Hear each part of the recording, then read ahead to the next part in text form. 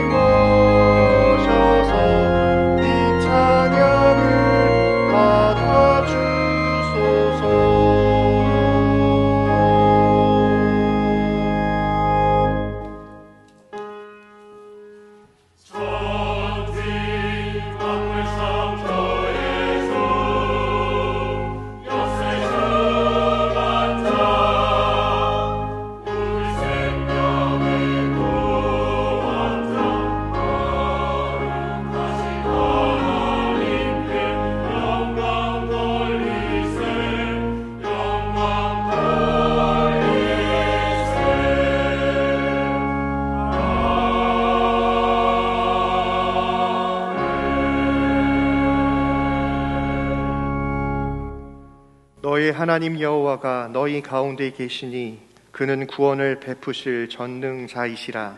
그가 너로 말미암아 기쁨을 이기지 못하며 너를 잠잠히 사랑하시며 너로 말미암아 즐거이 부르며 기뻐하시리라. 아멘. 사랑과 은혜가 풍성하신 하나님 아버지, 거룩한 주일로 예배드리게 하심을 감사드립니다. 성전과 가정에서 하나님께 예배합니다. 이 예배 가운데에 하나님 임재하여 주옵시고 성령의 충만한 은혜를 더하여 주셔서 구원의 은혜를 경험하고 하나님께 영광 돌리는 거룩한 예배가 되게 하여 주옵소서. 사랑이 많으신 예수님의 이름으로 간절히 기도하옵나이다. 아멘.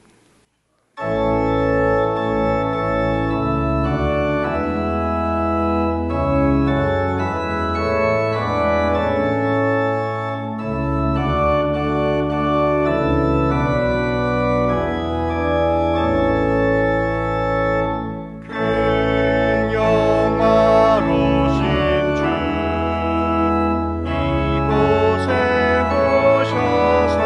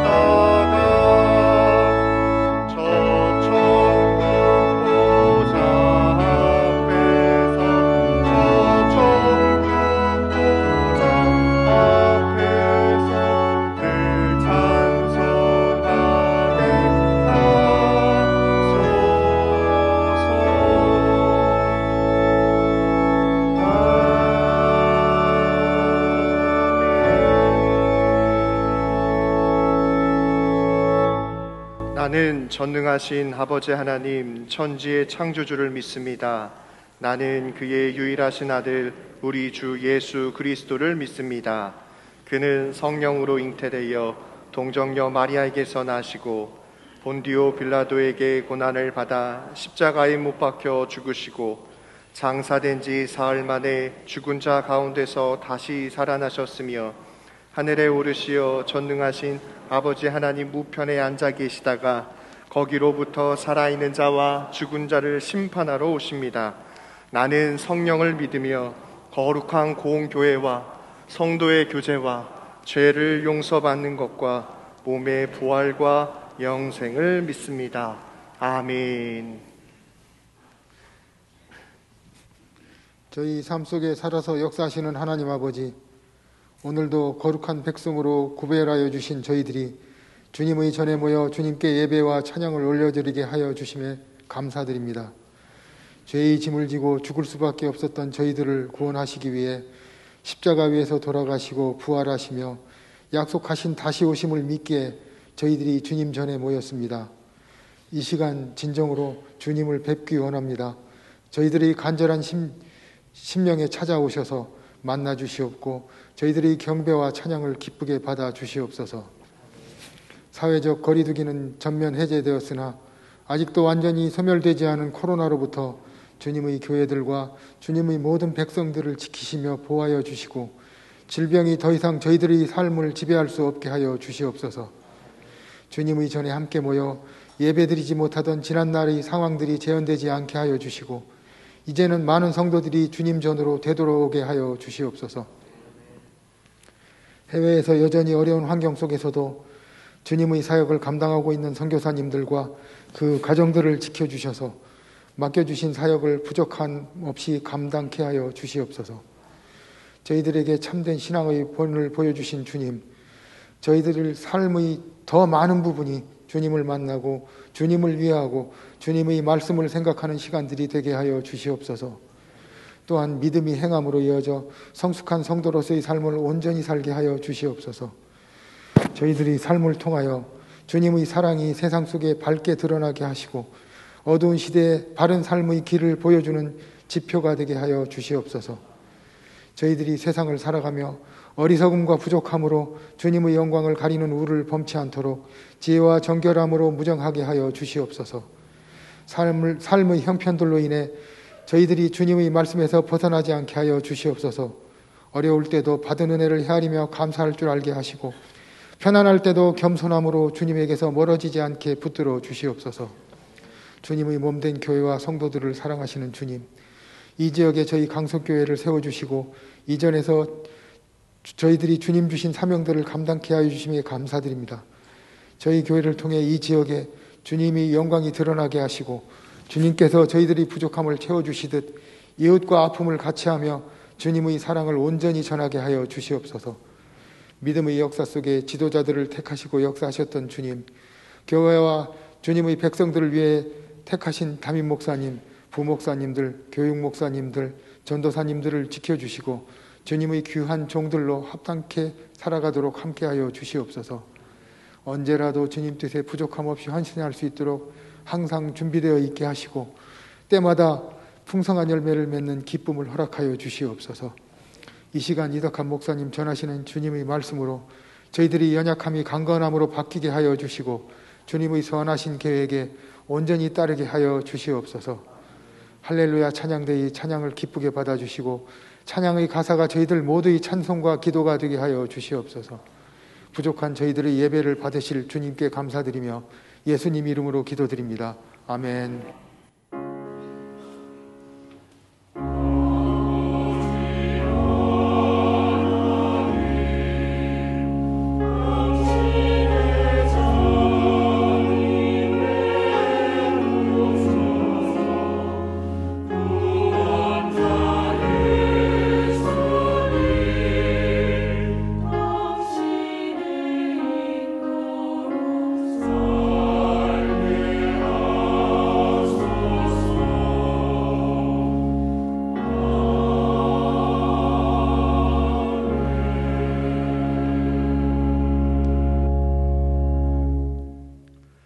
오늘 이 예배에 새로 등록한 새 가족이 있습니다. 이름이 호명되면 자리에서 잠시 일어나 주시기 바랍니다. 자진하여 오신 조승래 성도님, 조보영 성도님, 또 자진하여 오신 김종윤 성도님, 이예선 성도님, 자진하여 오신 윤민지 성도님, 이 시간 환영하는 마음을 담아 박수로 환영하는 시간을 갖도록 하겠습니다. 예배 후에 새 가족실에서 뵙도록 하겠습니다. 착석하여 주시기 바랍니다. 교회 소식을 말씀드리겠습니다. 주일 1, 2, 3부 예배는 대면 예배와 온라인 예배로 드립니다. 교회 학교 예배 안내는 주보를 참고하여 주시기 바랍니다. 다음 주일은 어린이 주일입니다. 3부 예배 후 유아 세례식이 있습니다. 유아 세례를 희망하는 세례교인 부모는 교구 교육자님에게 신청하여 주시기 바랍니다. 알림입니다. 정기당회가 다음 주일 3부 예배 후 당의실에서 있겠습니다. 주차 안내위원을 모집합니다. 주일 1, 2, 3부 예배 중 희망하는 분은 송병윤 장로님에게 신청하여 주시기 바랍니다. 임명되신 분이 계십니다. 주보를 참고하여 주시기 바랍니다. 교우 소식입니다. 425구역 김효준 성도님, 석진희 성도님 가정에서 결혼 1주년을 감사하며 하나님께 예쁜 꽃으로 봉헌하셨습니다. 결혼 소식입니다. 203구역 김수미 권사님의 장남 김창현 군의 결혼식이 30일 토요일 오전 11시 홍대 아만티 호텔에서 있습니다. 기억하시고 축하해 주시기 바랍니다. 이 시간 찬송 171장 부르시면서 봉헌하시겠습니다.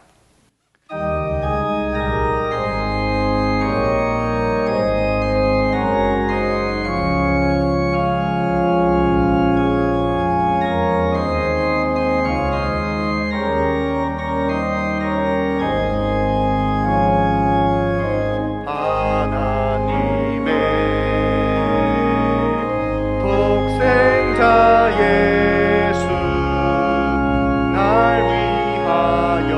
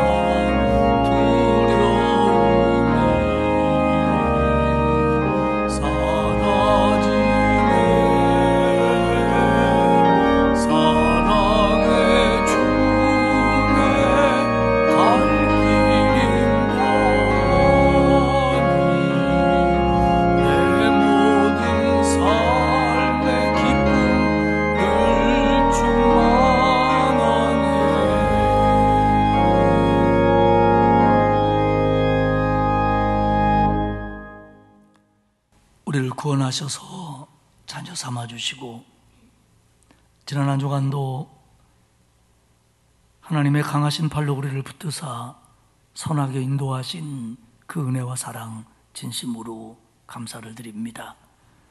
오늘 복되고 거룩한 주일을 허락하시고 특별히 부활의 계절에 부활의 참 소망과 기쁨과 감사함으로 예배에 임하게 하시니 고맙습니다.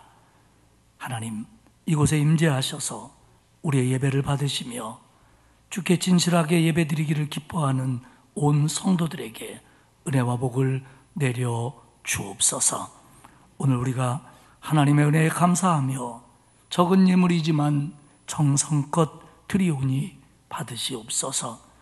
주일헌금을 드립니다. 감사 예물을 바칩니다. 하나님 받으시옵소서.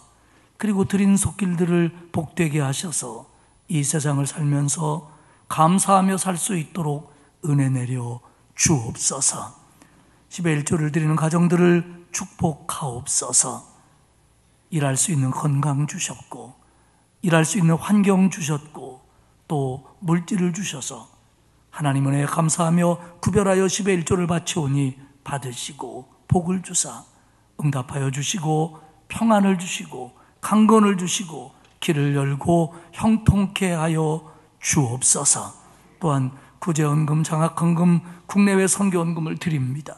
어려운 때 농어촌 미자립교회에서 도시개척교회에서 또 해외 선교지에서 기독교 기관에서 애쓰는 하나님의 종들에게 그 단체들에게 격려가 되고 힘이 될 수 있도록 하나님 역사하여 주옵소서.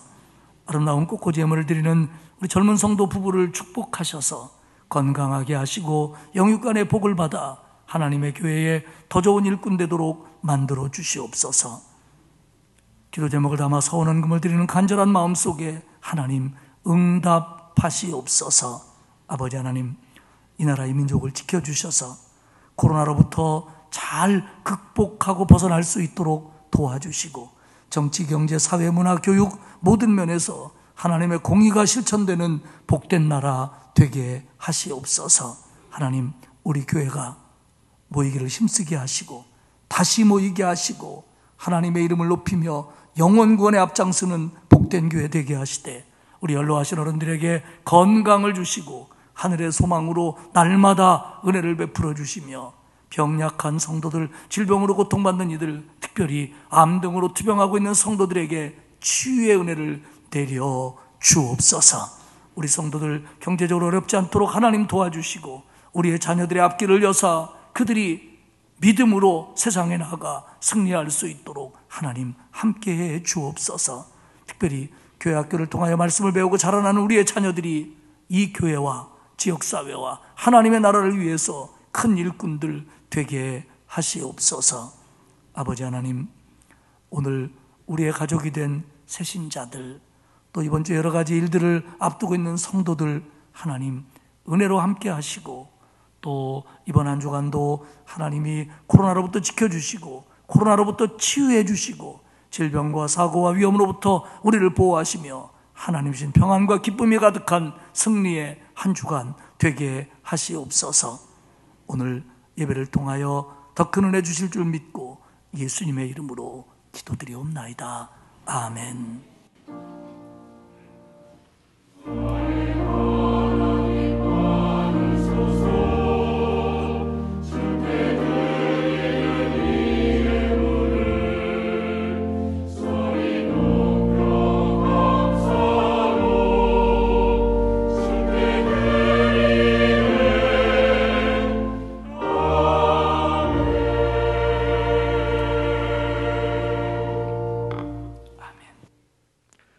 하나님의 말씀은 사도행전 9장 31절에서 35절까지입니다. 신약성경 203페이지입니다.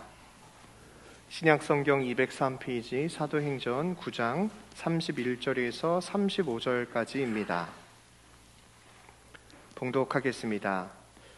그리하여 온 유대와 갈릴리와 사마리아 교회가 평안하여 든든히 서가고 주를 경외함과 성령의 위로로 진행하여 수가 더 많아지니라. 그때에 베드로가 사방으로 두루 다니다가 룻다에 사는 성도들에게도 내려갔더니 거기서 애니아라 하는 사람을 만나매 그는 중풍병으로 침상 위에 누운 지 8해라.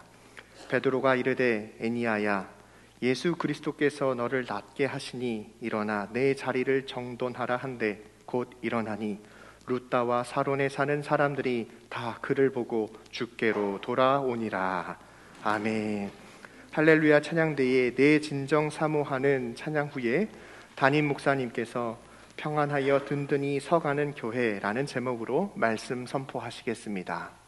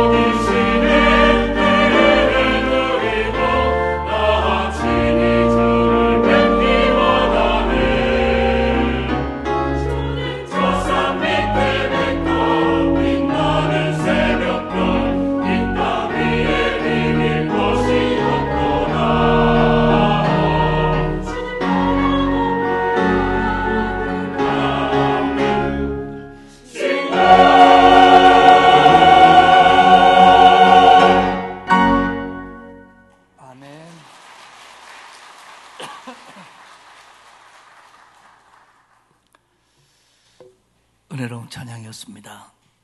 여러분들이 기도해 주셔서 지난 주간에 하나님의 은혜 가운데 삼천포교회 부흥회를 잘 인도하고 돌아왔습니다. 기도해 주신 성도님들만 참 감사합니다.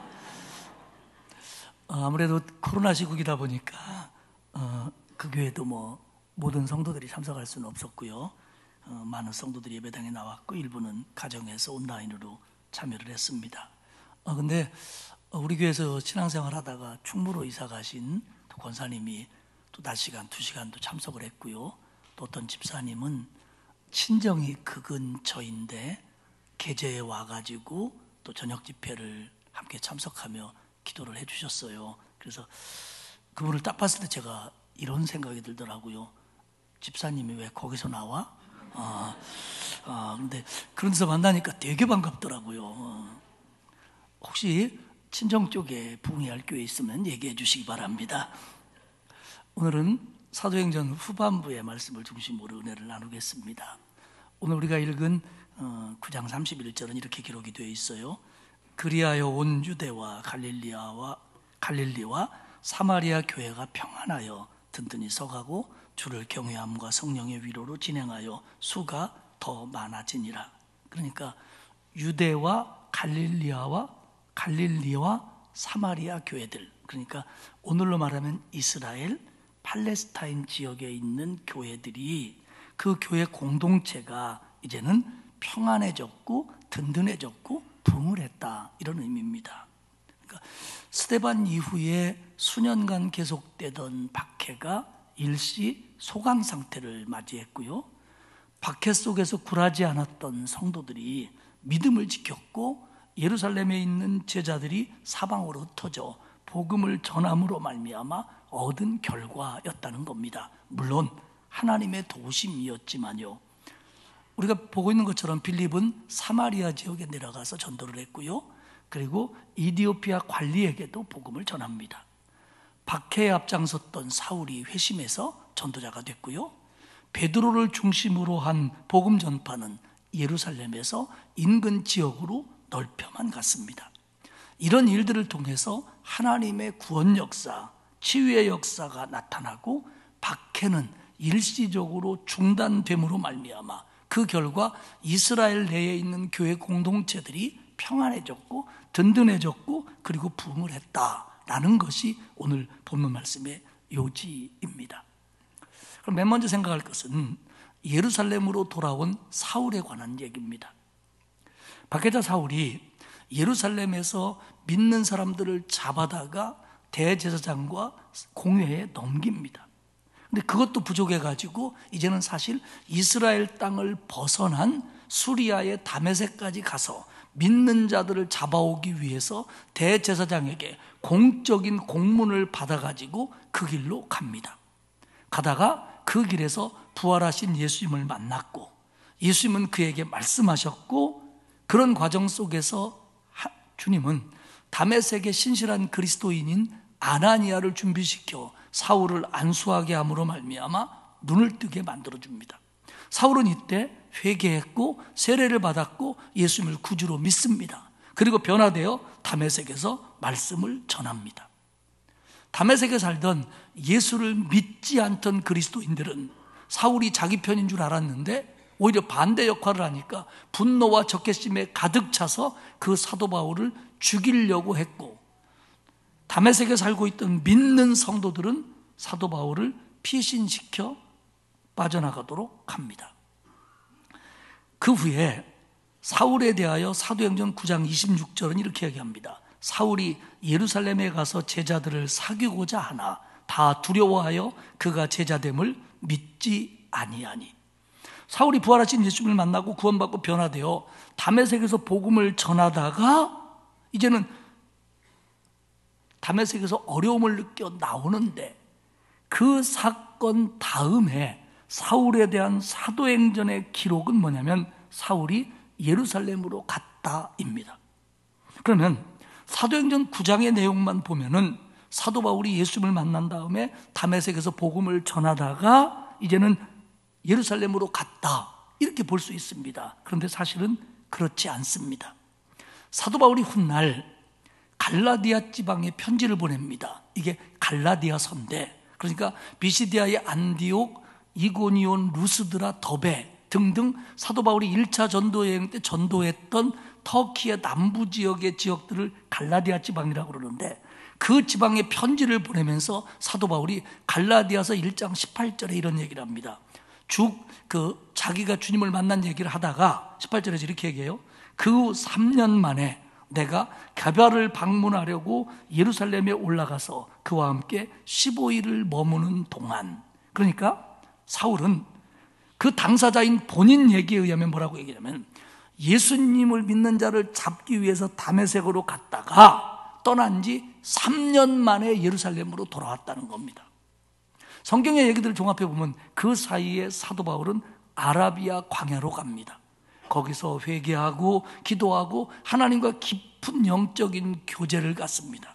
그리고 훗날 그가 노마서와 여러 가지 서신들에서 나타나는 바울 신학이라고 할 수 있는 예수 그리스도를 믿음으로 구원받는다고 하는 이런 놀라운 진리들을 그때 체계적으로 기도하는 가운데 준비를 합니다. 이게 사도 바울에게 아라비아 광야 3년입니다.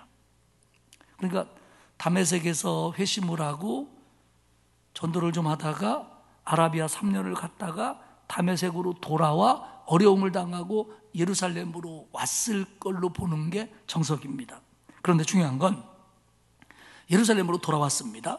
그래서 예루살렘의 사도들과 성도들과 하나가 되어 복음을 전하기를 원했지만 이 예루살렘 교회의 성도들이 사울을 받아주지 않는 겁니다. 사울을 두려워했고 그가 예수 믿고 구원받아 하나님의 일꾼이 됐다는 걸 믿지를 못합니다. 그럴 것 아니겠습니까? 예루살렘에서 스데반이 돌에 맞아 죽을 때 그 일에 적극적으로 가담했죠. 그리고 많은 사람들을 잡아다가 넘겼지요. 그리고 그것도 부족해서 다메섹까지 예수 믿는 사람을 잡으러 갔던 그가 3년 만에 나타나서 하는 말이 내가 예수님을 만났다. 나도 주의 제자가 됐다. 나 당신들과 함께 복음 전하고 싶다. 그러니 이거에 대해서 어떻게 쉽게 마음문을 열겠냐 하는 겁니다. 이렇게 되자 바나바가 나섭니다. 9장 27절에 보면 바나바가 데리고 사도들에게 가서 그가 길에서 어떻게 주를 보았는지와 주께서 그에게 말씀하신 일과 다메섹에서 그가 어떻게 예수의 이름을 담대하게 말하였는지를 전하니라. 바나바가 누굽니까? 이미 사도행전 4장에서 5장에서 아나니아와 삽비라와 다르게 그는 자기가 가지고 있는 밭을 팔아 하나님의 교회에 헌금함으로 예루살렘 교회의 가난한 자들을 구제했던 사람입니다. 원래 그 사람의 이름은 요셉이었는데 사도들이 그를 바나바라고 불렀습니다. 바나바라는 말의 뜻은 뭐냐면 위로의 아들, 권위자라는 뜻입니다. 여기서 권위자라는 말은 권위 있는 사람이라는 뜻이 아니고 권면과 위로의 은사가 있는 사람이라는 뜻입니다. 그러니까 바나바는 이런 자기 은사를 발휘하여 사울을 믿고 사울을 사도들에게 데려가서 세 가지 사실을 얘기합니다. 첫째, 그가 길에서 어떻게 주를 보았는지.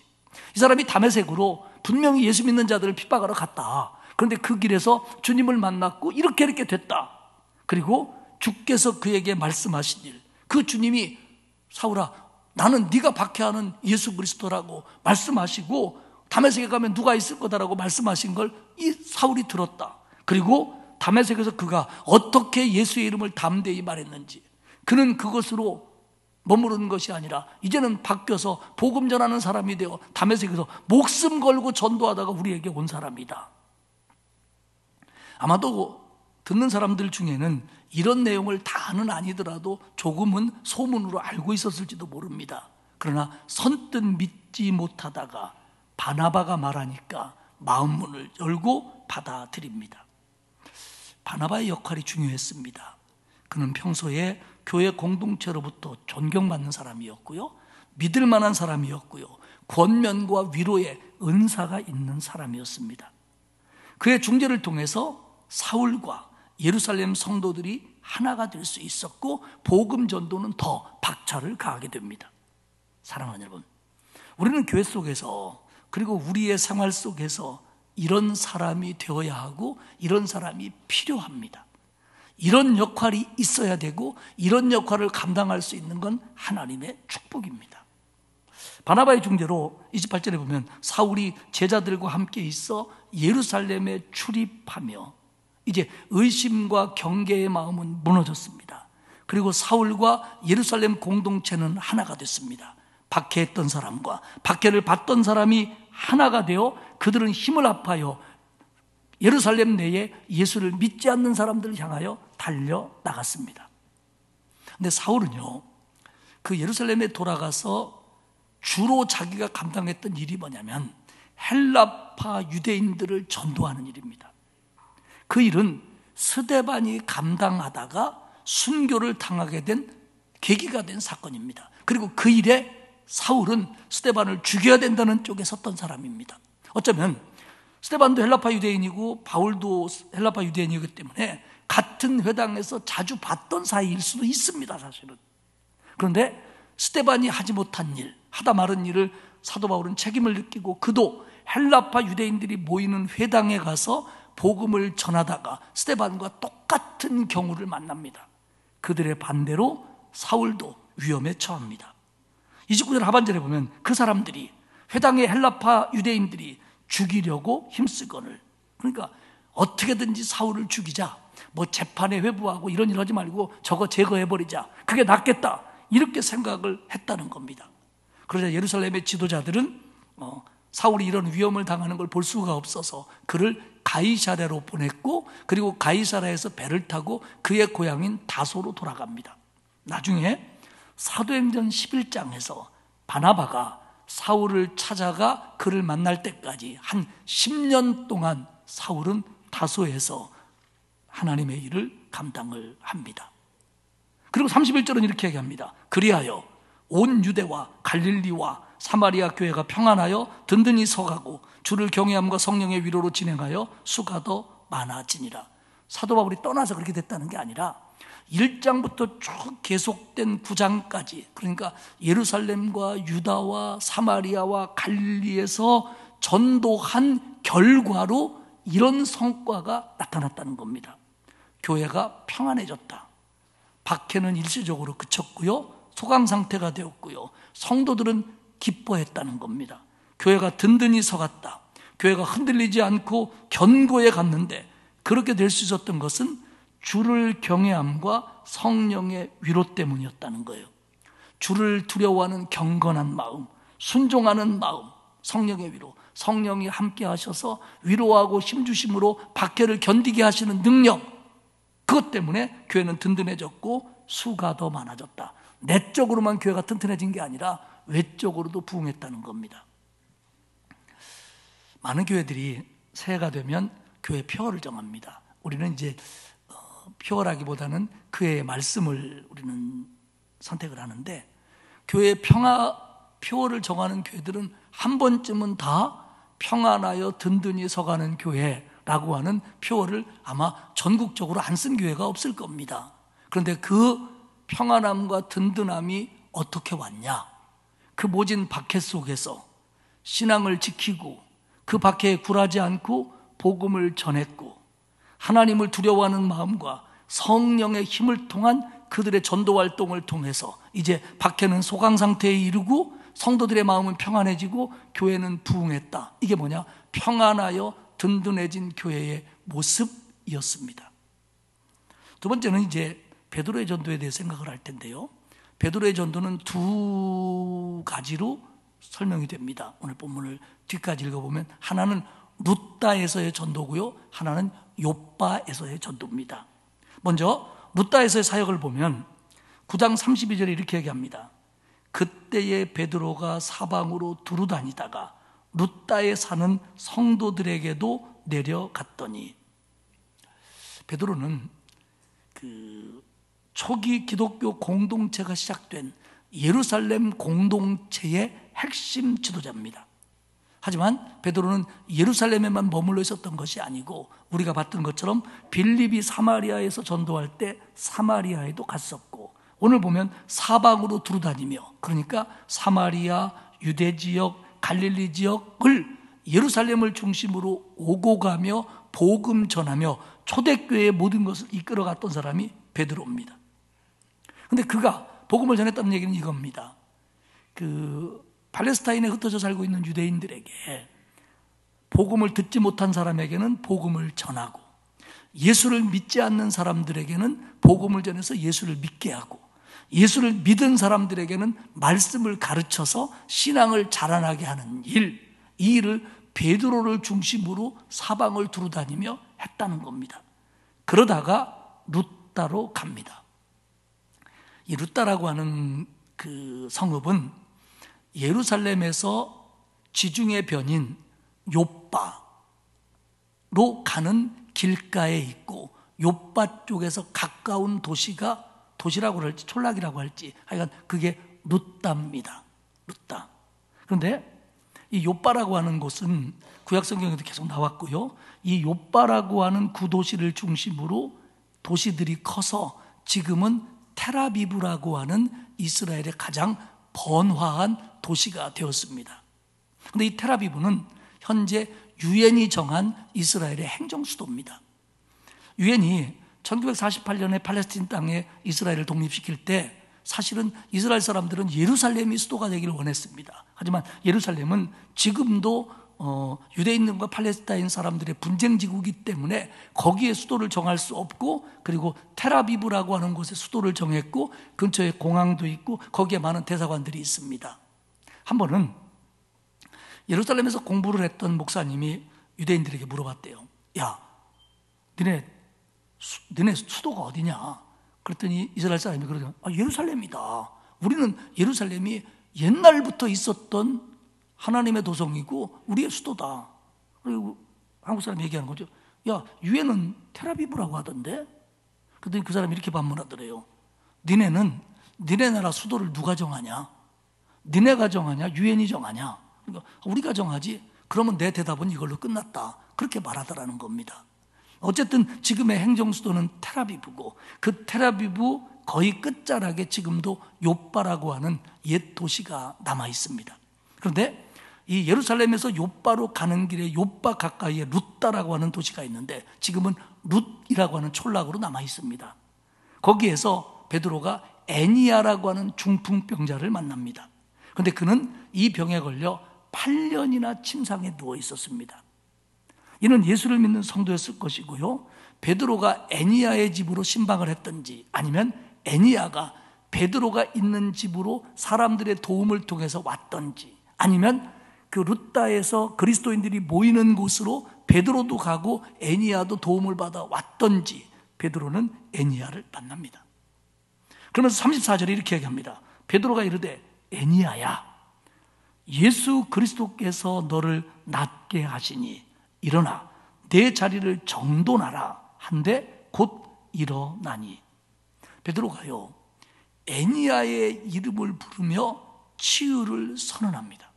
그런데 이 선언은 세 가지로 볼 수가 있어요. 첫째는 예수께서 너를 낫게 하시니.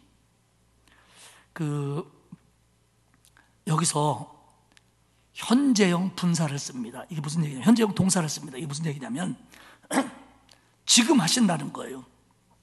하나님의 아들 예수 그리스도가 지금 너를 고치고 있다라는 선언입니다. 그렇기 때문에 너를 낫게 하신 일을 다르게 번역하면 예수 그리스도가 너를 치유하고 있다. 애니야야, 지금 예수님이 너를 치유하고 있다. 너를 낫게 하시니. 그러면서 두 번째 명령이 뭐냐면 일어나. 하나님의 능력이 이 일을 가능케 한다. 그래 너는 믿고 일어나라. 지금 예수님이 너를 치료하시니까 믿고 일어나라. 그리고는 이어서 뭐라고 하냐면 내 자리를 정돈해라. 이건 뭐냐면 고침받은 결과를 확인하라는 겁니다. 지난 8년 동안 애니야는 자기의 자리를 정돈하지 못했습니다. 할 수 있는 건강이 없었습니다. 그러나 이제는 일어나서 그것을 정돈함으로써 주변 사람들이 애니야가 나았다는 걸 분명하게 보여줘라, 이런 뜻입니다. 그랬더니 곧 일어나니. 애니야가 일어납니다. 예수 그리스도의 능력으로 그를 치유하사 그를 일어나게 만들어줍니다. 그런데요, 더 중요한 건 이 일이 있은 후 9장 35절에 보면 룻다와 샤론에 사는 사람들이 다 그를 보고 주께로 돌아오니라. 누가는 다, 온, 이런 말을 많이 쓰는데 이거는 100%라는 의미보다는 많은 이라는 뜻으로 이해해야 됩니다. 애니야가 살고 있던 룻다의 사람들, 더 나아가 샤론에 사는 사람들까지 이 일을 보고 들음으로써 예수께 많이 돌아왔다는 겁니다. 샤론, 우리가 알고 있는 그거 맞습니다. 샤론의 꽃 예수할 때 이 샤론은 요빠에서부터 가이사라에 이르기까지 넓은 평원입니다. 거기에 예쁜 꽃으로 유명하지요. 그 평야지대에 있는 성읍들, 촌락들에 살던 사람들이 오늘 이 애니야의 얘기를 듣고 예수께로 많이 돌아왔다는 겁니다. 여러분, 오늘 이 치유의 사건 속에서 우리가 놓치지 말아야 될 게 뭐냐면, 애니야를 고친 이적은 많은 사람들이 예수님께로 돌아오는 걸로 이어집니다. 그러니까 애니야의 경우는 애니야의 질병이 치료되는 게 간절한 기도 제목일 수도 있습니다. 그걸 우리가 간과해서는 안 되지요. 애니야의 입장에서는 애니야 스스로 병 낫는 것보다 중요한 게 어디 있겠어요? 하지만 더 큰 틀에서 보면 하나님은 이 일을 통해서 다른 사람들을 구원하는 데까지 사용하셨다는 거예요. 그래서 애니야가 나음으로 그 일을 통해서 구원이 확장되고 예수 그리스도의 복음이 전파되게 하는 것이 하나님의 궁극적인 목적이었다는 겁니다. 결국 오늘 성경이 얘기하는 것은 이 추위의 결론으로 애니야가 그 후로 잘 먹고 잘 살았다가 아니고 이 일로 인하여 많은 사람들이 죽게 돌아왔다가 이 일의 매듭입니다. 그렇기 때문에 뒤에도 다시 얘기하겠습니다마는 우리 안에 벌어지는 모든 일들은 그게 긍정적이든 부정적이든 간에 우리가 그 일을 신앙적으로 대처함으로 말미암아 하나님의 역사가 이루어지는 것이 결론이 돼야 맞는 겁니다. 이게 큰 틀에서 하나님의 일입니다. 나에게 일어나는 하나님의 역사하심, 내가 누리는 하나님의 축복, 이 모든 것들이 하나님의 구원 역사라고 하는 것에 긍정적인 영향을 미칠 때, 거기에 열매를 맺게 할 때 이 모든 것들이 진짜 하나님의 역사하심이 될 수 있는 겁니다. 두 번째 베드로의 사역은 욥바에서 일어납니다. 아까 말씀드린 것처럼 룻다와 욥바는 멀지 않고 욥바에서부터 가이사랴까지 샤론 평야가 펼쳐지고 그 욥바 사람들이 룻다에서 이런 일이 일어났다는 걸 들었다는 걸 말씀드렸습니다. 이렇게 되자 욥바에서 베드로를 와달라고 간청을 합니다. 36절입니다. 욥바에 다비다라 하는 여제자가 있으니 그 이름은 번역하면 도르가라. 선행과 구제하는 일이 심히 많더니, 이 여인 때문에 이제 베드로를 초청하는데요. 룻다에서 멀지 않는 욥바에 다비다, 도르가라고 하는 사람이 있었는데 그를 뭐라고 표현하냐면 여제자가 있었다, 이렇게 표현합니다. 이 여제자라는 단어, 이 히브리어 마테트리아, 이 단어는 사도행전에서 여기서만, 신약성경에서 여기서만 사용되는 유일한 단어입니다. 이 말은 예수님 당시에 주님을 따르는 여제자가 도르가 하나였다라는 얘기는 아닙니다. 사도행전에서 제자는 12제자를 가리키는 게 아니라 주님을 따르는 신실한 사람들을 가리킵니다. 그러면 사도행전뿐만 아니라 신약성경에 얼마나 많은 여제자들, 하나님을 신실하게 따르는, 주님을 신실하게 따르는 여제자들이 얼마나 많았겠습니까? 그런데 성경은 이 여제자라는 말을 오늘 도르가에게만 쓰고 있습니다. 이건 뭐냐면 강조입니다. 정말 이 사람은 여제자다운 사람이었다 라는 걸 우리에게 말해주고 싶어하는 누가의 단어 선택입니다. 그런데 그 여자는 선행과 구제하는 일이 심히 많았다는 거예요. 선행과 구제를 굉장히 잘했어요.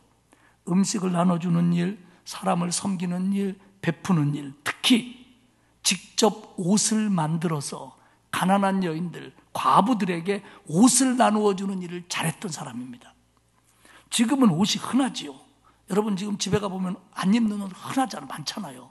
그런데 이때만 하더라도 예수님이 십자가에 달려 돌아가실 때 그 옷을 병정들이 제비 뽑아 나눠 가지려고 할 정도로 옷이 귀할 때입니다.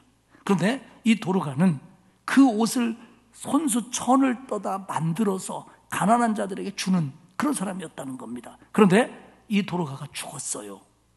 그래가지고 이 도르가의 시신을 씻어 다락방에 뉘었습니다. 장례가 진행되고 있다는 거예요. 그런데 룻다의 성도들은 빨리 사람을 보내요. 베드로 좀 오라고 그래라. 이거 정말 우리에게 안타까운 일이 일어났다. 빨리 베드로 사도를 좀 오라고 간청 좀 해라. 그래가지고 룻다로 사람을 보내요. 베드로가 그 소식을 듣게 된 겁니다. 39절에 보면 베드로가 일어나 그들과 함께 가서 이름에, 욥바에 왔어요. 그들이 데리고 다락방에 올라가니 모든 과부가 베드로 곁에 서서 울며 도르가가 그들과 함께 있을 때 지은 속옷과 겉옷을 다 내어 보이거늘. 베드로가 욥바에 가서 도르가가 장례가 진행되는 곳에 갔더니 도르가에게 도움받은 사람들이, 그 과부들이 와서 베드로 옆에서 울고 불고 난리가 났다는 거예요. 그러면서 말하기를 세상에 도르가가 정말 좋은 하나님의 사람이었습니다. 이 옷 좀 보십시오. 이거 도르가가 만들어준 옷입니다. 이거 보십시오. 이것도 도르가가 지어준 옷입니다. 이러면서 베드로에게 얘기했다는 겁니다. 요바에 도르가의 도움을 받은 사람들이 많았고 그들은 다 이 도르가의 죽음을 슬퍼하며 울고 있었다는 겁니다. 성서학자들은 그의 남편 얘기가 나오지 않는 걸로 보아서 도르가가 과부였을 걸로 봅니다. 그리고 이들에게 많은 걸 베풀 수 있는 걸로 볼 때 부유한 사람이었을 걸로 봅니다. 하지만 일부는 큰 부자는 아니었을 수 있다. 그러나 하나님이 자기에게 준 이 옷을 만드는 은사를 통해서 가난한 여인들을 진심으로 잘 섬긴 여인인 것만은 분명하다. 이렇게 얘기합니다. 다비다, 도르가가 죽었을 때 모든 성도들이 슬퍼했습니다. 모든 성도들이 아쉬워했습니다. 제발 베드로에 좀 와서 어떻게 좀 해보십시오 라고 할 정도로 슬퍼했습니다. 그리고 그가 행한 선행 때문에 그들은 아쉬웠고 연민을 느꼈고 그리고 그 얘기들로 어쩔 줄 모르며 슬퍼했습니다. 왜 사도행전에서 그를 여제자라고 표현했는지 알게 해주는 대목입니다. 도르가의 헌신을 본 사람들, 그와 함께 신앙생활했던 사람들, 그의 섬김과 사랑을 받았던 사람들 모두가 다 그를 슬퍼했고 그의 죽음을 정말로 아쉬워했습니다. 사랑하는 여러분, 저는 이 여인이 정말 신앙생활을 잘한 사람이라고 볼 수밖에 없습니다. 정말 신앙에 성공한 사람이다. 인생에 성공한 사람이다. 그렇게 볼 수밖에 없습니다.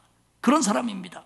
그런데 40절에 보면요, 베드로가 사람을 다 내어보내고 무릎 꿇고 기도하고 돌이켜 시체를 향하여 이르되 다비다야 일어나라 하니 그가 눈을 떠 베드로를 보고 일어나 앉는지라.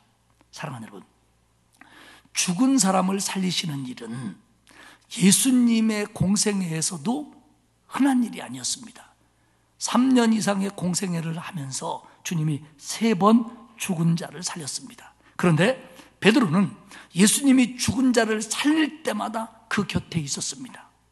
제자들을 내보낼 때도 베드로는 그 곁에서 보았습니다. 어쩌면 베드로가 오늘 이 도르가 앞에서의 행동은 그 옛날도 아니죠. 수년 전에 예수님이 회당장 야이로를 살릴 때의 사건을 베드로가 기억했는지도 모릅니다. 그래서 예수님처럼 사람들을 다 내보냈습니다. 그리고 무릎 꿇고 하나님 앞에 간절히 기도합니다. 그러면서 그가 살아날 거라는 확신을 가지고 돌이켜 명령합니다. 다비다야, 도르가야, 일어나라. 기적은 즉각적으로 일어났습니다. 그리고 그는 살아났고 많은 성도와 과부들, 그를 슬퍼하고 아쉬워했던 사람들이 살아난 것을 봅니다. 그리고 그 얘기는 42절에 이렇게 마무리됩니다. 온 요빠 사람이 알고 많은 사람이 주를 믿더라. 똑같은 결론입니다. 똑같은 결론입니다. 그러니까 이 사건이 요빠의 소문이 다 났고 알게 되었고 그 결과 많은 사람들이 예수의 능력을 확인했고 베드로가 전한 복음을 믿게 되었고 예수 그리스도를 믿게 되었다는 겁니다. 사랑하는 여러분, 우리가 애니야가 중풍병에서 고침을 받았다, 도르가가 살아났다, 그랬대. 그때는 그랬대.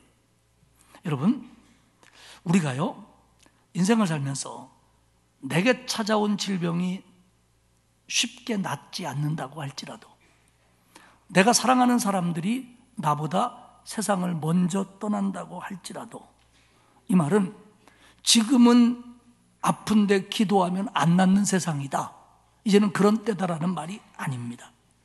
나의 삶에 어떤 일들이 일어나든 나의 믿음을 통해서, 그러니까 내 헌신, 내 말, 내 섬김, 내 행동, 내 삶을 모습을 통해서 내 삶의 환경이 어떻든, 그게 어렵든 고난이든 아픔이든 슬픔이든 기쁨이든 남다른 축복이든 성공이든 실패든 간에 이런 나의 삶 속에서 일어나는 내 신앙의 모습을 통해서 다른 사람들이 예수 그리스도가 살아계심을 맛봐야 됩니다.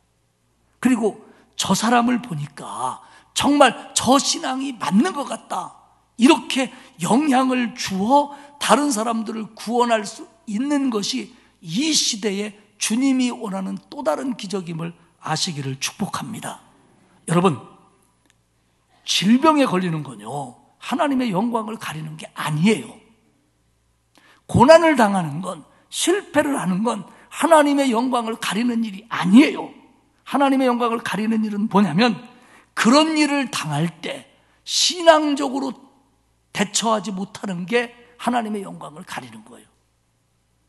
또한 아무리 많은 축복을 받고 건강하다고 할지라도 그걸 신앙적으로 대처하지 못하면 그건 하나님의 영광을 가리는 일이 될 수도 있는 거예요. 그렇기 때문에 중요한 건 우리에게 눈물이 오고 실패가 오고 아픔이 오고 질병이 오고 그리고 그게 뭐 쓱쓱 안 낫는다고 할지라도 그런 상황 속에서 내가 믿음을 견지하고 거기서 내게 하나님께 기도하고 하나님이 내게 주신 은혜가 무엇인지를 기대하며 살아가는 것, 그래서 내 가족과 주변 사람들과 성도들이 힘을 얻고 그리고 예수를 모르는 사람들이 예수를 아는 데까지 되는 것, 이게 하나님께 영광을 돌리는 일이라는 겁니다. 사랑하는 여러분, 저는 목회하면서 질병에 걸리고 어려움을 당하는 성도들을 많이 봅니다.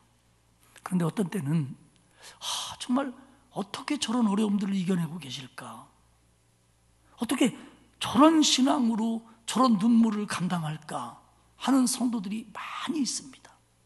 그럴 때 저는 목사로서 부끄러워지고 숙연해지고 그리고 새로운 힘을 얻고, 그래, 저거야말로 하나님이 영광을 받으시는 거구나, 그렇게 느낄 때가 한두 번이 아닙니다.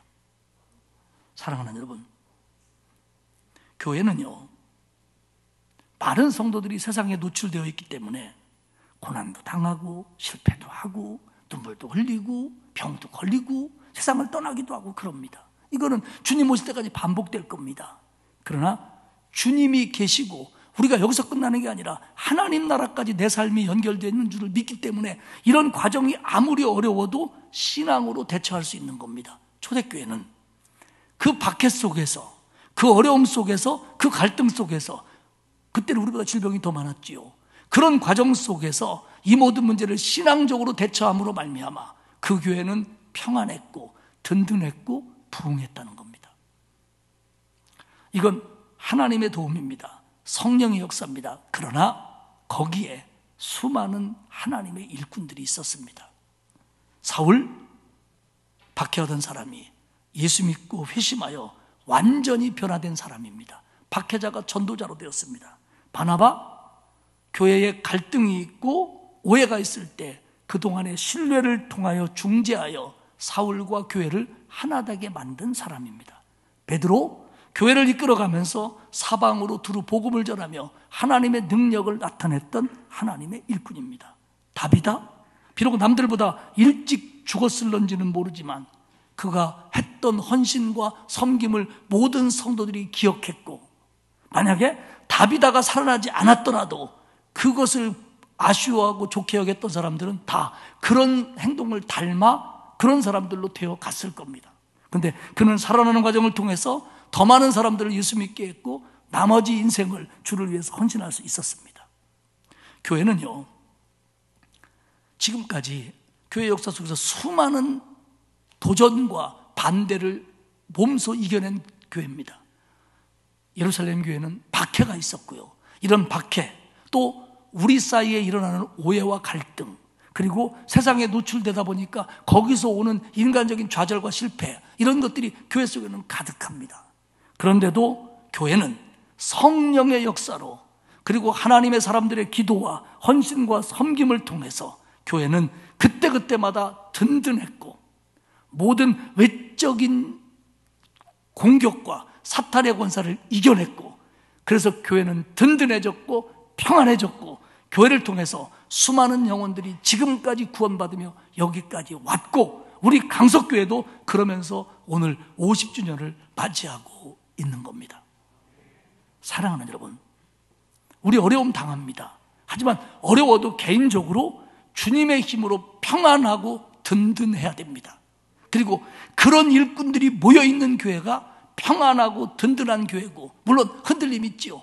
그러면 옆에서 잡아주고 격려해주고 풀어주고 함께하면서 이 교회를 더욱더 평안하게 만들고 든든하게 만들어서 주님이 가장 원하는 일, 우리를 통해서 영혼을 구원하는 일, 우리를 통해서 믿지 않는 가족을 구원하는 일, 그 일을 잘 해낼 수 있도록 하나님은 이 교회를 지켜주신다는 겁니다. 그러면서 이 교회 속에서 수많은 역사들이 일어나는 거고요. 사랑하는 여러분, 우리 개인적으로 우리에게 어려움이 올 때 주님의 해결해 주시고 치유해 주시는 은혜를 믿고 기도하시기 바랍니다. 그리고 우리에게 그 어려움이 길어진다고 할지라도 꿋꿋한 신앙으로 든든하고 평안하게 주님 앞에서 바른 신앙의 모습을 보일 때 그를 통해서 많은 성도들이 감동을 얻으며 힘을 얻으며 이 교회는 더욱더 든든해져 갈 겁니다. 저와 여러분이 그런 더 좋은 일꾼들로 새로워지기를 주님의 이름으로 축복합니다. 하나님 아버지 고맙습니다.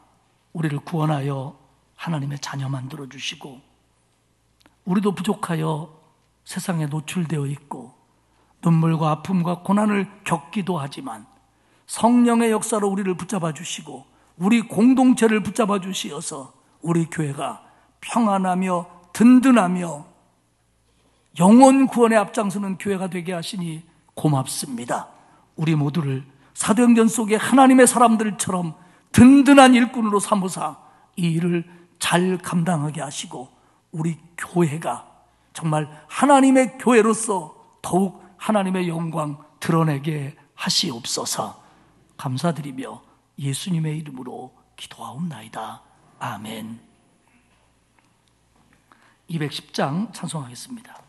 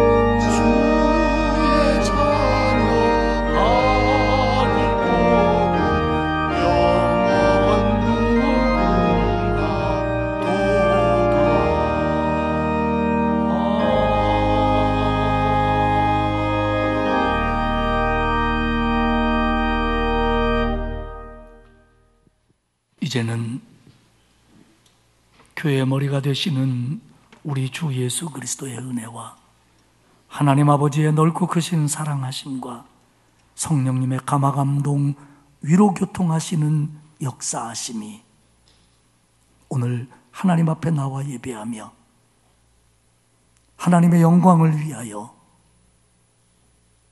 교회의 교회됨을 위하여 더 바르게 헌신하며 어떤 어려움도 주님과 함께 이겨낼 것을 소망하는 온 성도들 머리머리 위에와 그 가정과 자녀와 일터 위에와 우리 교회와 이 나라 위에 이제로부터 영원까지 함께 하옵시기를 간절히 축원하옵나이다.